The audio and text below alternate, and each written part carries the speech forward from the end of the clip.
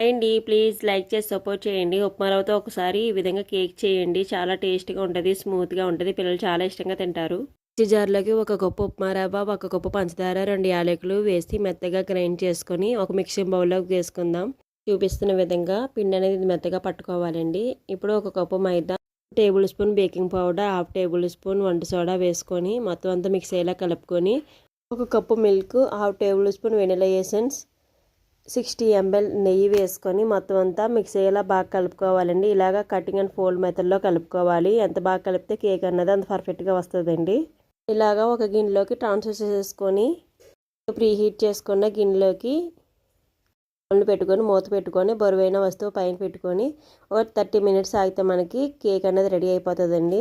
కొద్దిగా చల్లారిన తర్వాత గిన్నె నుంచి వేరు చేయండి. నేను వేడిగా ఉన్నప్పుడే తీసేసాను. చూడండి ఎంత పర్ఫెక్ట్గా వచ్చిందో. ఒకసారి ట్రై చేయండి. ఎలాగ వచ్చిందో కామెంట్ చేయండి. బాయ్ అండి.